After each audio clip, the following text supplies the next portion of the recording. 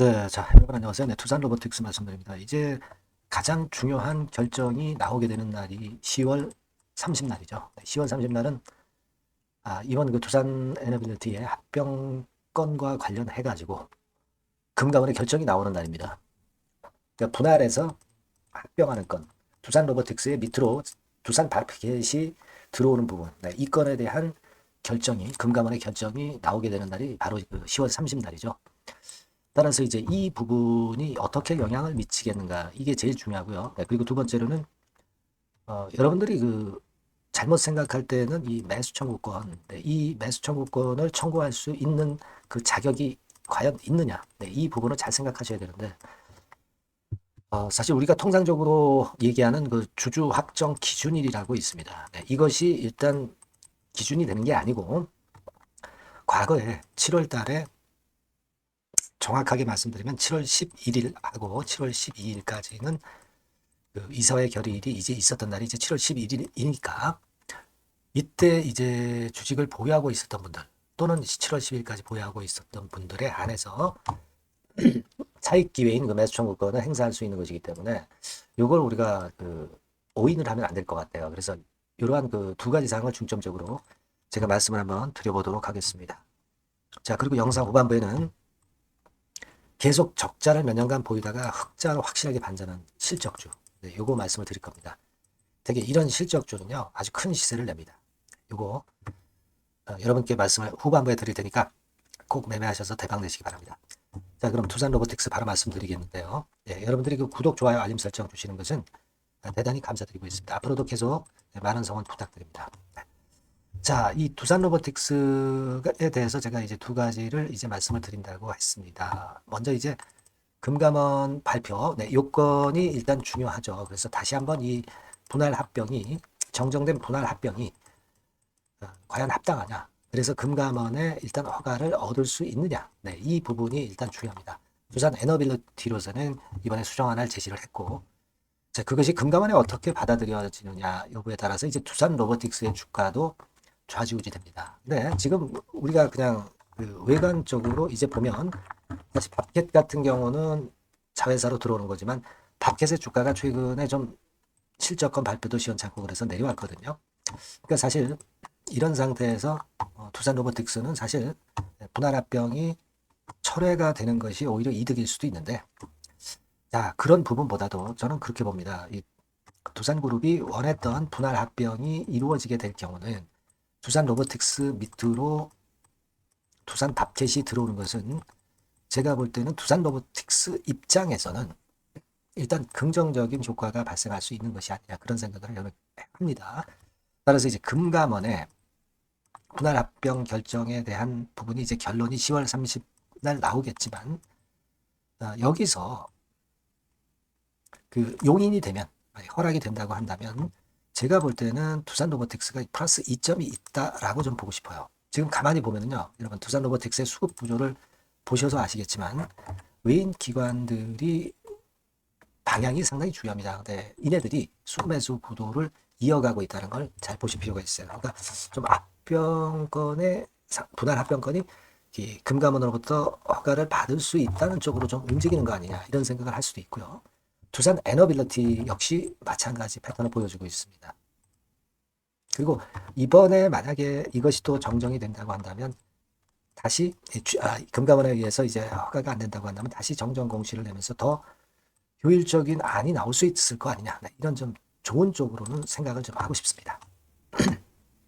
그렇게 좀 보고 싶어요. 그래서 일단 가장 우리가 좀 중점적으로 봐야 되는 것이 두산이 원하는 쪽으로 지금 현재 된다고 한다면 그것이 주가에 나쁜 영향을 미칠 것 같지는 않다. 그런 생각이고 그리고 아까 말씀을 드렸던 그런 요인들이 역시 두산 로보틱스 주가를 좀 견인할 수 있지 않겠다는 생각을 하고요.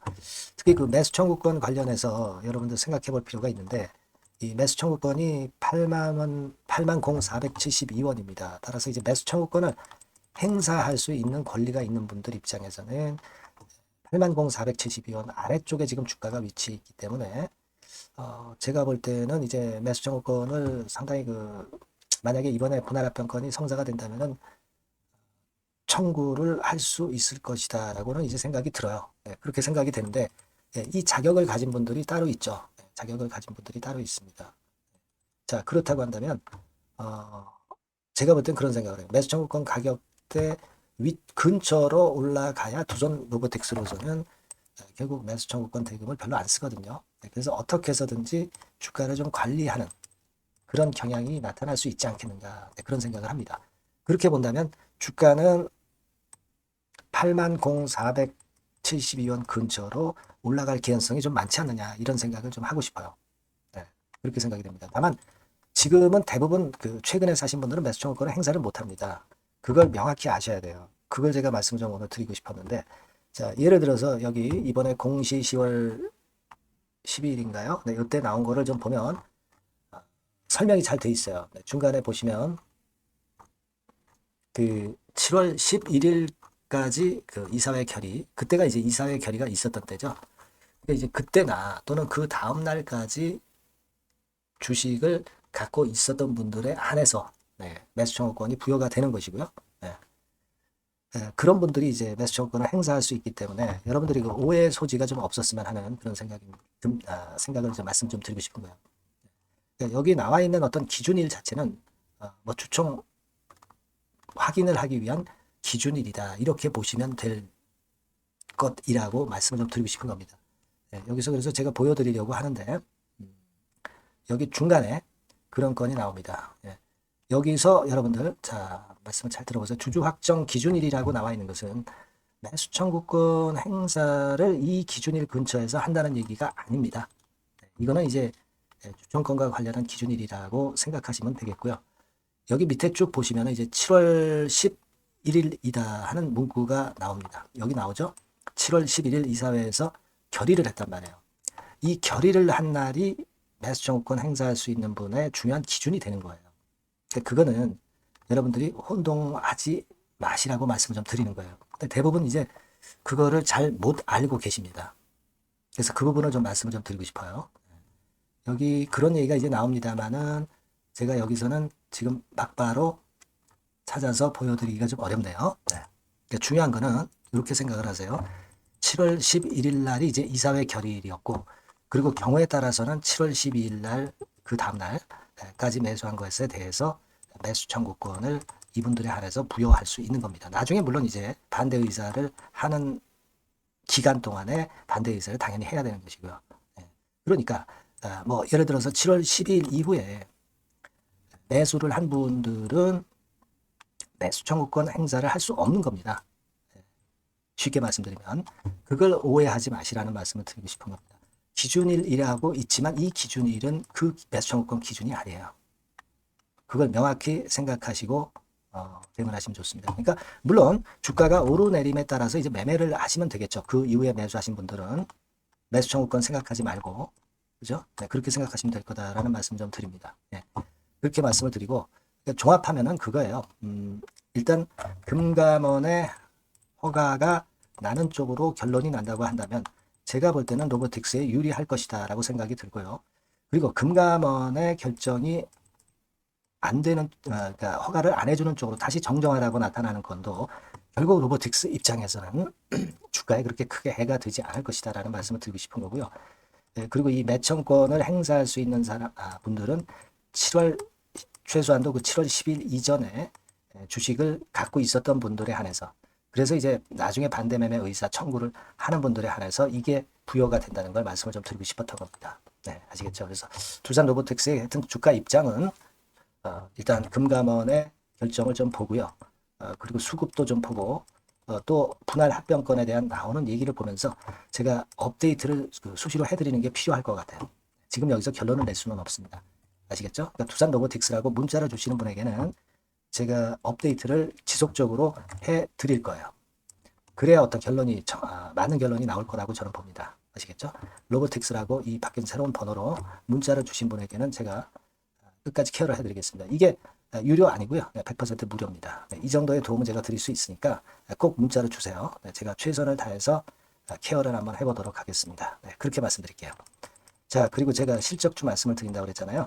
요거 지금 말씀드릴 거니까 말씀 잘 듣고 한번 대박 내보시기 바랍니다. 네, 여러분 요즘 시장 한숨만 나오죠, 사실. 뭘 사도 그렇게 쉽지는 않아요. 자, 이럴 때는 여러분 실적주를 하시는 거예요. 실적주. 이게 결국 돈이 됩니다. 우리가 이 단순한 실적 성장만을 하는 그런 실적주가 아니라 화끈하게 턴어라운드가 되는 그런 실적주를 찾아봤어요. 그래서 하나 찾아냈습니다. 여러분 사실 생각해 보세요. 요즘 같은 시장에서 순환매 하는데 그 순환매 여러분 다 맞출 수 있어요? 네, 불규칙적으로 돌아가는 이 순환매 속에서 그 테마를 여러분들이 적당하게 적정 타이밍에 맞출 수 있냐 이거죠. 절대 쉽지 않다 이거예요. 네, 이제 실적 시즌 임박했잖아요, 여러분. 네, 그렇다면은 타이밍이 아주 기가 막히단 말이에요. 네, 그래서 오늘은 이 실적주에 대해서 제가 하나 찾아낸 거 여러분들한테 아낌없이 드릴 겁니다. 자, 이 실적주는요, 서비스 쪽하고 이제 소비재 섹터에 속해 있다. 이렇게 보시면 되고요. 가격대는 이제 부담이 없는 선이에요. 8,000원에서 15,000원 선. 그리고 시총은 아주 크지 않습니다. 적당하게 중간치 정도 된다. 이렇게 보시면 돼요. 시총이 5천억에서 한 9천억 정도 범위. 네, 이렇게 보시면 되고요. 자, 투자 기간은 뭐 몇 개월 이렇게 기다리지 말고요. 빠르면 1개월. 뭐 1개월 이전에도 될 수 있고요. 1 내지 2개월 정도 그렇게 잡아주시면 될 것 같습니다. 목표는 더블이에요. 네, 예전의 영업이익보다 훨씬 이번에 날 거로 그렇게 보지만 제일 보수적인 가격이 더블 가격이에요, 여러분. 아시겠죠? 네, 요 정도 보시고 대응하시면 될 것 같고. 그럼 여러분들 궁금하시잖아요. 네, 주봉 차트, 뭐 월봉 차트, 일봉 차트 이런 것들 보고 싶으시잖아요. 그래서 공개를 해드리는데, 자, 여러분 일단 먼저 요게 이제 일봉 차트입니다. 일봉 차트인데 오늘까지 일봉 차트는 아니고요. 얼마 전에 일봉 차트입니다. 되게 이런 흐름으로 가다가 여기서 살짝 이제 고개를 든 정도예요. 아주 적절하죠. 아주 적절하고. 주봉 차트도 한번 볼까요? 주봉 차트는 이런 정도입니다. 과거에 여기서 이렇게 내려와 가지고 바닥을 계속 팠죠. 바닥을 파고 여기서 팔 것 같이 하면서 내려갈 것 같이 구덩이를 팠다가 여기서부터 이제 치고 올라오는 거예요. 주봉 차트도 확실히 생바닥임을 그대로 나타내주고 있습니다. 월봉 차트 보면은 월봉 차트에서도 확인이 되지만 바닥이 만들어지고 있죠. 그래서 이제 막 출발하는 종목이에요. 이미 급등한 종목은 소용이 없단 말이에요. 자, 이런 메리트가 있고, 자, 또 하나는요, 여러분, 영업이익 가지고 비교를 한번 해볼 필요가 있습니다. 요거 한번 보세요. 요때가 2018년의 주가 수준인데요. 이때 영업이익이 가령 XX억이라고 한다고 한다면, 이번에 2024년도의 영업이익은 2018년에 3배가 됩니다. 이미 단기 실적에서 확인이 됐고요. 3분기 실적 크게 나올 거고, 3, 4분기 실적 여전히 기대가 되고 있고요. 이미 절반은 나왔어요. 절반은 나온 것으로만 봐도 이때 2018년에 3배 정도 영업이익이 난다 이거예요.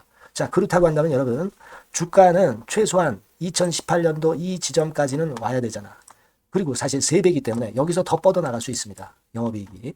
하지만 일단 제일 보수적으로 보는 곳이 여기고 여기가 지금 시세에 대비해서 더블 정도 가격대란 말이에요.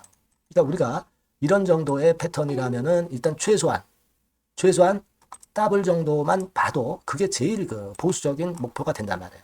그러니까 이런 거를 한번 해볼 필요가 있어요. 아시겠습니까?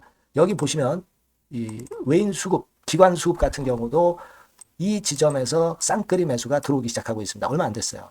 개인이 팔죠. 개인이 팔고 외인 기관이 사는 거는 되는 겁니다, 여러분. 오케이예요. 네, 잘 아시죠? 네, 이런 정도의 지금 현재 패턴을 보여주고 있는 종목이기 때문에 우리가 상당히 기대가 됩니다. 특히 수년간 적자에서 턴어라운드가 됩니다. 흑자로 완전히 바뀌는 거예요. 원년이에요, 원년. 그리고 3분기 실적 같은 경우는 2분기 실적이 나왔을 거 아니야.